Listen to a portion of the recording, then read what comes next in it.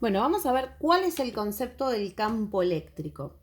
El campo eléctrico lo vamos a conocer con la letra E, ¿sí? Con una rayita, con una flechita arriba.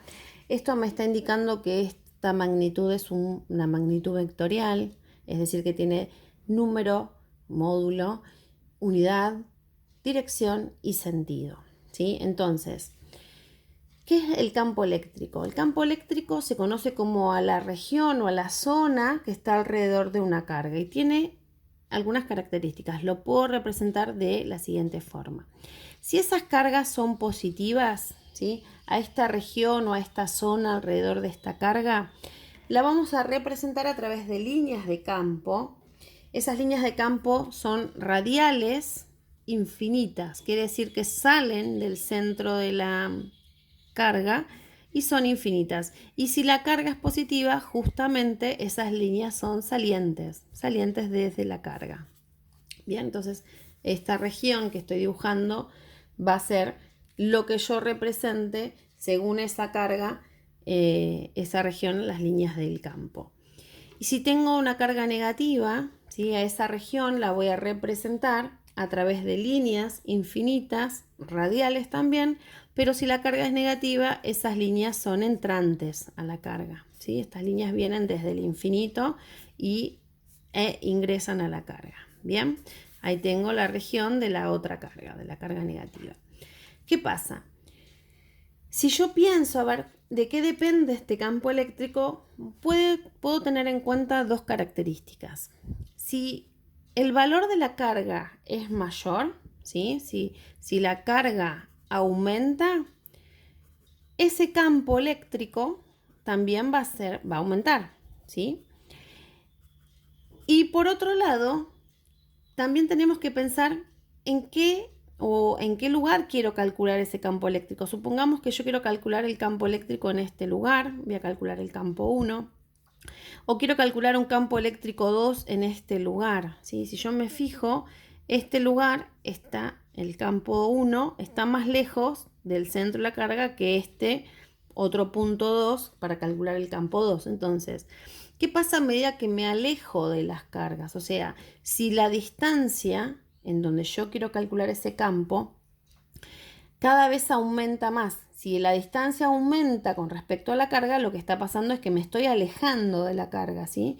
Si la distancia aumenta, el campo va a disminuir, ¿bien? O sea, como si tuviera menor campo eléctrico a medida que me alejo de esa carga. Estas son características importantes. Obviamente el campo eléctrico va a tener una fórmula, ¿sí?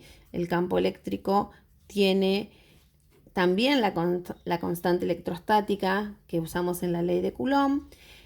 Vamos a calcular el campo eléctrico de esa carga que genera ese campo eléctrico y lo voy a calcular en una determinada distancia elevada al cuadrado, ¿sí? O sea, yo quiero calcular el campo eléctrico en un determinado punto.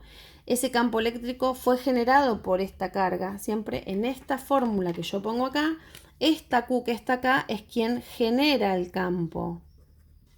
¿Está bien? Porque hay otra formulita en donde aparece una carga que se llama carga de prueba, pero esa es una carga de prueba justamente, no es la carga que genera el campo.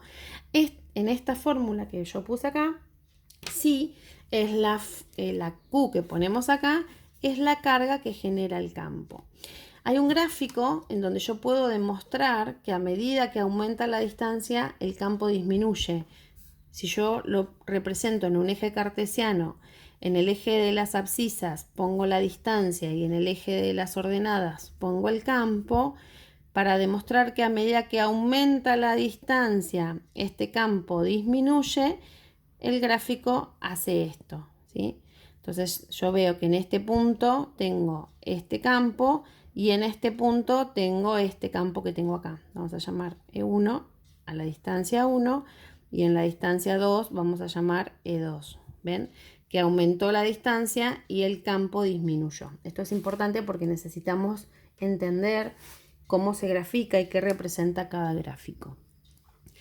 Entonces, el campo eléctrico es una región alrededor de las cargas. Quiere decir que todas las cargas, esto es muy importante, toda carga tiene campo eléctrico, ¿sí?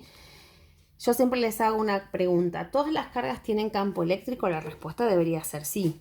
Y yo después les pregunto, ¿todas las cargas generan fuerza? Y la respuesta debería ser no, porque para que aparezca una fuerza tiene que haber interacción entre dos cosas, como lo vimos en la ley de Coulomb. O sea, para que exista esa fuerza tenía que aparecer, para que exista esta fuerza F, tenía que tener dos cargas. Lo vemos en la fórmula, lo vemos acá en la representación.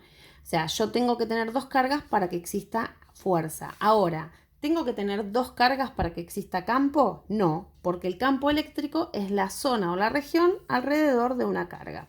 Suponemos que tenemos dos cargas, una positiva y una negativa. Aparte de que obviamente ya sabemos que va a haber una fuerza de interacción entre ellas, que en este caso va a ser de atracción porque las cargas son distintas, lo que tenemos que pensar que estas líneas de campo en realidad que dijimos que son salientes de la carga positiva y entrantes a la carga negativa, lo que quiere decir es que va a estar pasando esto. Las líneas del campo que salgan de la carga positiva en realidad son las que van a entrar a la carga negativa. Entonces va a suceder esto. ¿Sí? Yo voy a tener líneas de campo que salen, ¿sí?, de la carga positiva y esas mismas líneas de campo se van a ir abriendo y van a ir entrando a las cargas negativas. Esto es lo que conocemos campo eléctrico y esos campos eléctricos son los que después determinan, si tengo las dos cargas, determinan una interacción que llamamos fuerza. Me falta las unidades. ¿En qué unidad voy a medir el campo eléctrico? El campo eléctrico, la unidad que tiene es el newton. El campo eléctrico se mide